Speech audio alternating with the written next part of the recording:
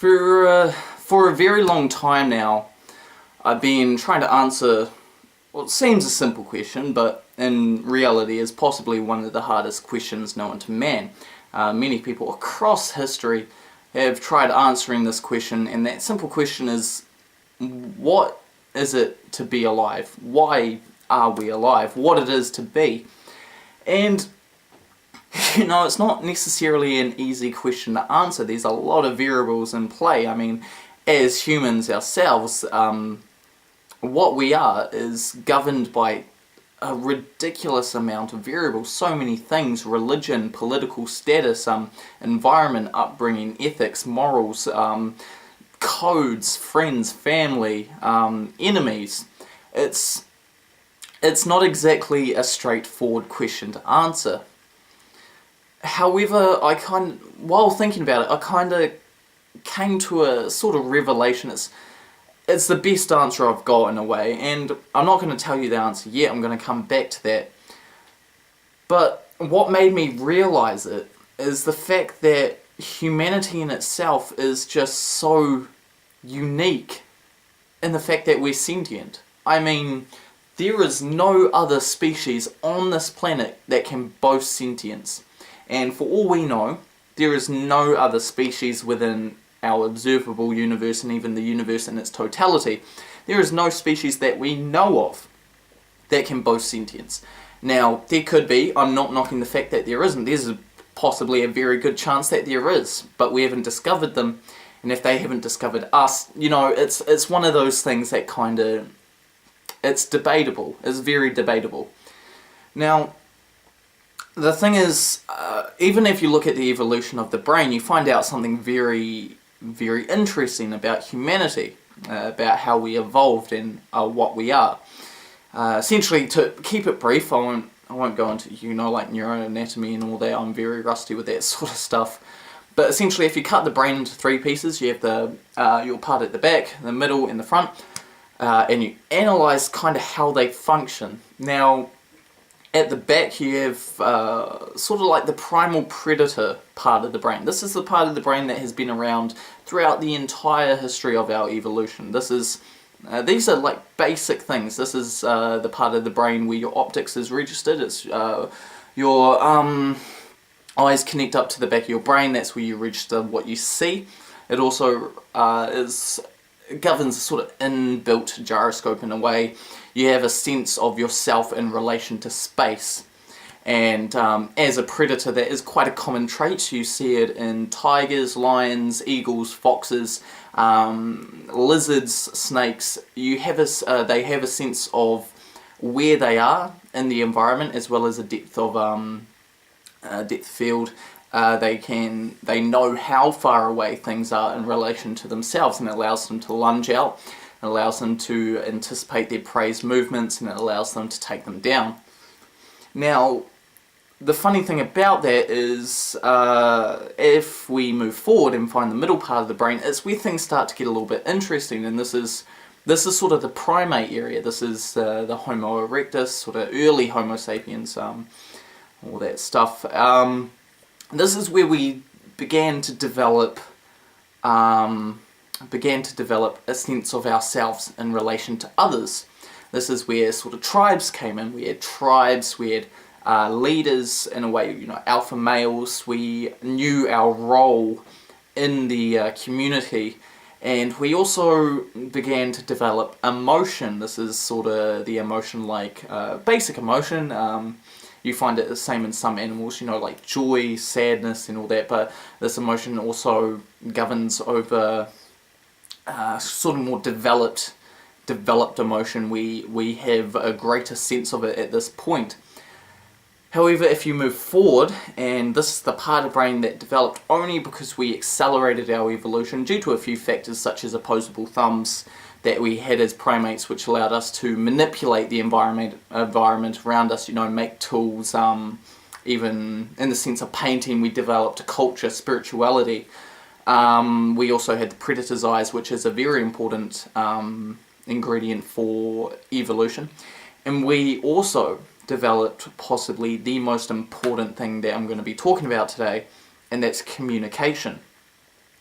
Now, communication was pretty much the turning point in our species. As soon as we began to communicate to each other beyond primal gestures and noises such as grunts and all that, as soon as we got to the point where we actually could convey ideas with communication, we began to outrun, in a way. We accelerated past all the other species on the planet.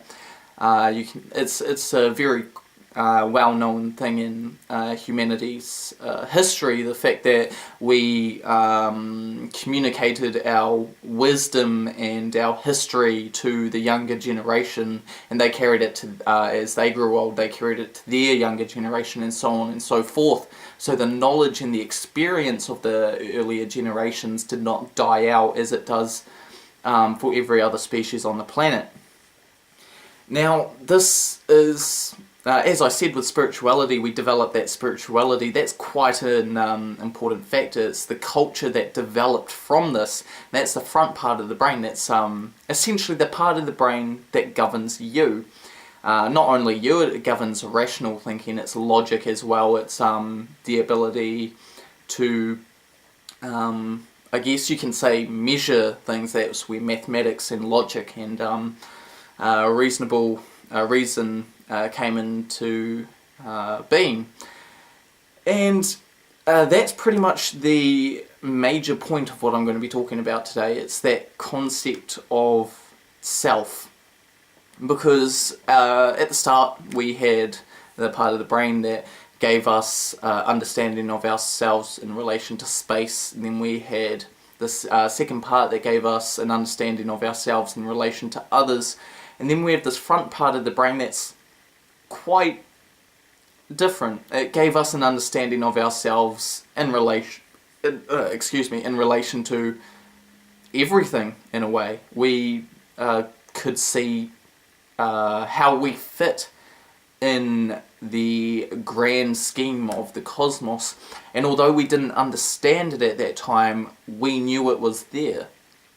And it also gave us the ability to understand ourselves in relation to ourselves in a way. We could self-analyze, and we began to develop as a species. And essentially probably the most significant things to come out of this, if I was going to boil it down to two words pretty much, I would say religion and science. I mean, from this we developed the mathematics, physics, chemistry. Well, if you're going back a long way, it was alchemy. Alchemy was pretty much, you know, that sort of borderline magic science thing that you hear about in fantasy movies and games and all that. But very much so, alchemy was pretty much just a basic understanding of physics, chemistry and biology.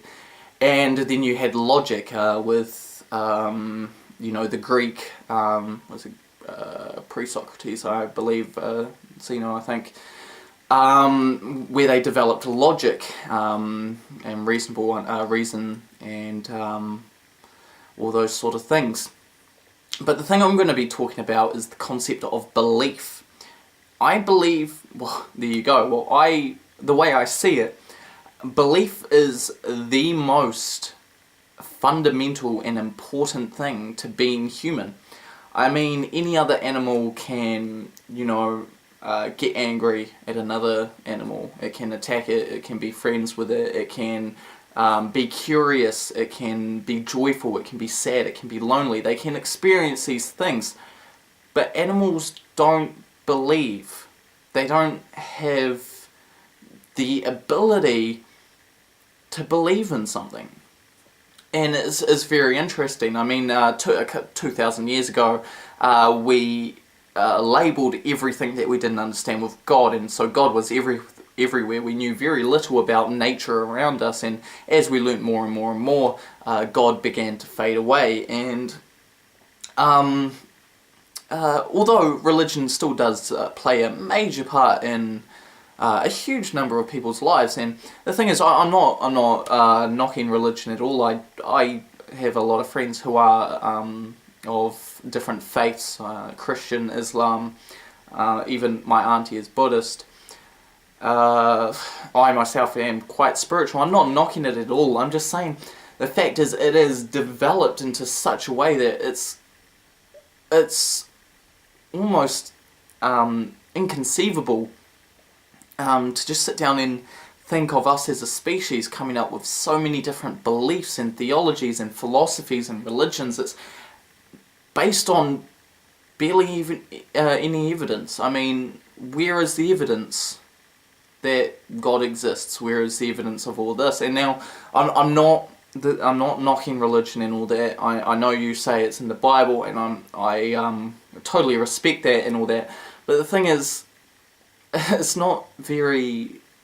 It's not grounded evidence. It's not credible, valid evidence. And I mean, for all I know, when I die, I could go up to heaven and there's God, and boom, like I look like a complete and utter idiot. But that's right, because I know that I could be wrong. I could be wrong. I don't know. I have no idea, but I want to know, and I'm trying to know.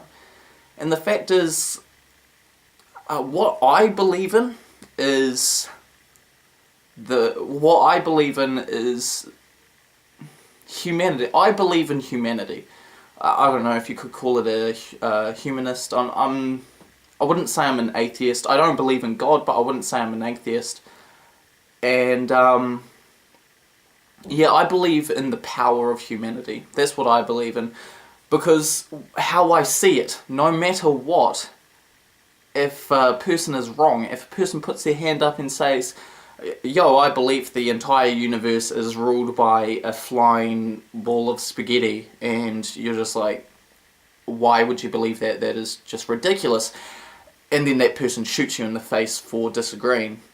Like, it's a ridiculous hypothetical situation, but it's the concept I'm trying to get across is no matter what, if a person believes in it enough, it holds a lot of power. And that's why I believe it's very important to respect religions. I don't necessarily believe in religions, but I respect them because they do hold power, because the fact is, if people believe in them, they influence what the person does. Now, I mean, examples, there's thousands of examples throughout history. You have the Crusades into Jerusalem and all that, governed by the Christian armies, and the jihads and all that, and then the witch burnings throughout Europe, especially Salem, and then you have the Holocaust with the Third Reich, killing the Jew population in a genocide. It's, people do horrific and sometimes amazing things as well. You got, the bishop in Germany, I can't remember his name exactly. No, his name escapes me, but he spoke out against Hitler because essentially it went against Christian ethics. And I mean, religion and belief itself give humanity a power that is so unique to them. It's religion and belief give individual the power to change the world, and it's quite incredible to think about. Now the thing is, coming back to my original question, what it is to be, many people try to answer this, and the way I see it is very important for people to believe in something. I mean, I'm not justifying Hitler's decision to commit mass genocide on the Jewish population. I'm not justifying Muslim or Christian extremists who go to violent means to prove their point. I'm not justifying that. Those are horrible things, and it is a misuse of the power that they hold through their beliefs. However, I do believe that people should believe in something with their utmost soul. They should believe in it with everything they have. Now, it doesn't have to be spiritual. I mean, I believe in the pursuit of understanding. Like, that's philosophical, that's psychological, that's mathematical, that's physics as well. And I've never been good at mathematics or physics. However, I want to be good at it, so I understand more. And I think it's just people need something to believe in. Now, the very important thing you have to realise is tolerance tolerance is alright, but I think tolerance is not the way to go about it. Because if someone says to you their opinion and you disagree with it and you're like, that's alright, that's your opinion, that's how you talk to a child, that's not how you deal with it in an intellectual way. If they're wrong, you tell them they're wrong. That's how I see respect. If I'm wrong, I want you to tell me I'm wrong. I want you to show me what is true. I want you to tell me what it actually is, because that way I understand the universe a lot better. That's how I see respect.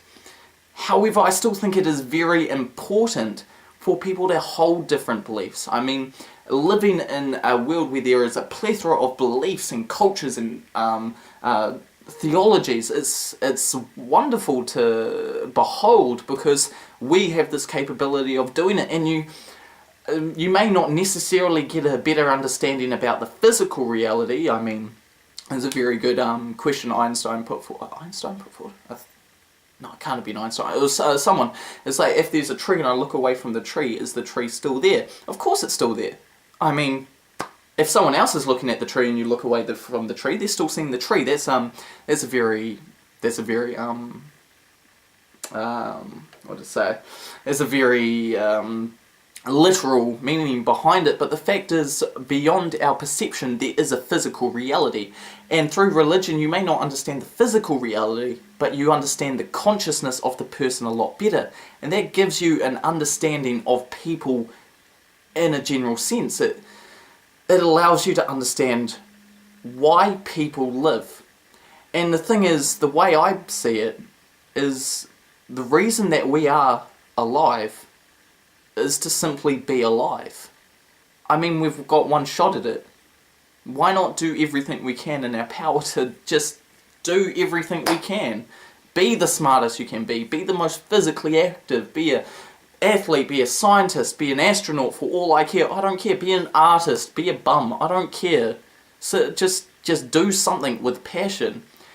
And that's why I don't judge religions, or I try not to judge religions, because my one lesson to you, I have to say, is I don't care what you believe in. Just believe in it. And that's all the time I have, but thank you very much for listening, and I hope to see you again.